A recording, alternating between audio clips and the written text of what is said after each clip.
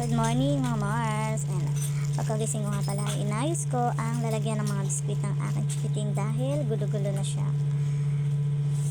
Pinaglalagay ko siya sa Tupperware. Hindi ko naman kasi nagagamit lagi yung Tupperware, kaya ayan, pinaglagyan ko na lang ng mga biskwit ng mga kape. At ayan, yung kape ay pinagupit-gupit ko na para hindi na sila mahirapang magupit-gupit.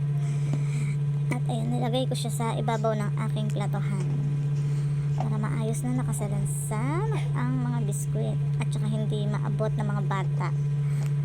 Ginagawa nilang mukbang yan pag abot na abot nila. At syempre ang ating kalat ay itapon natin sa basura. Bago ang lahat, ayan, magkape muna tayo. At tayo ay magbubukas na ng ating tindahan kasi umaga na. Tanghali na nga ako dyan nagsing mga mali. At ayan, buksan ko na ang ilaw at medyo madilim. Makulimlim pa ang panahon ngayong umaga. At ayan, sa taba. Ang sarap ng tulog niya. At ayan mga mali, ganyan lang magbukas tuwing umaga.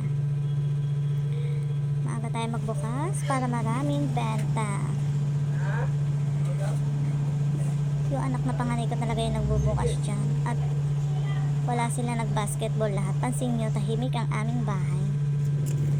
Ayan, pag walang pasok, nagbabasketball sila. Magkakapatid kasama yung kanyang pinsan. Siyempre, hindi ko abot yan. Kaya kailangan natin ang bangko. Ayan, bukas-bukasan na natin ang ating tindahan. At si Taba, ayan, nandyan pa rin siya. Hindi siya umaalis.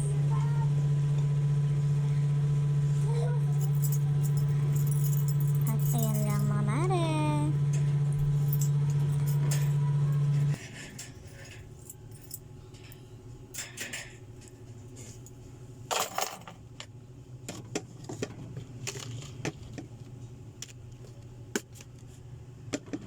Happy Friday everyone!